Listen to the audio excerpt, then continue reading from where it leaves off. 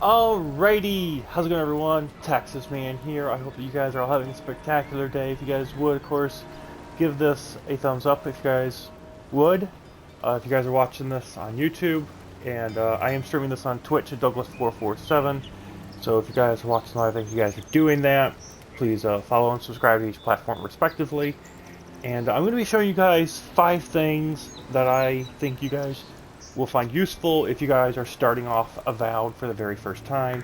These are things that you should do early in-game, and some of these things obviously are going to carry over as you continue to play the game for the next 20 to 30 hours.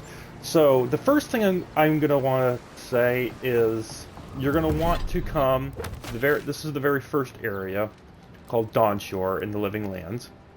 And so we are here at the very first area, the Claviger's Landing. And so what we're going to do is we're going to head right up here after you get off the docks. Come right up here and you're going to have these 3 merchants. This merchant here, you can go in and you can see on the right hand side that he's got a bunch of gear and whatnot.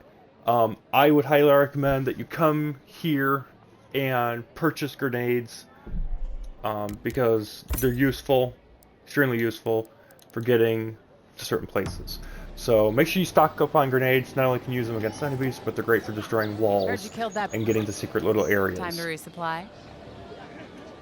Next thing I want to talk about is coming to this vendor here.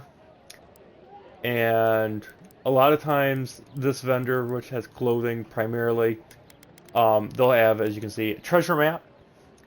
And they'll also, because they have a lot of gear, you can get unique pieces of gear that have 2 stat bonuses. So I was able to come in here at the very beginning of my game, and I was able to get these gloves, which give me minus 10 stamina cost while blocking. It also gives me 5% bonus for fire damage because I'm primarily focusing as being a mage. So that's very important as well. Back.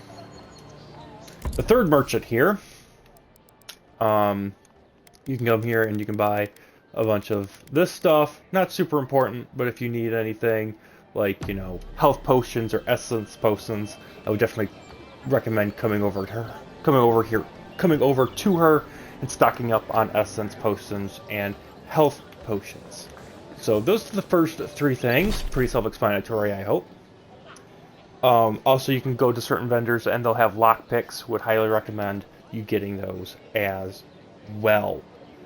The 5th and final thing that I would highly recommend is you focusing on having 2 loadouts. So whatever that is going to be for your abilities that you're going to focus on, whether that's fighter, ranger, wizard, focus on having 2 loadouts. So for me, I've got it set that I've got a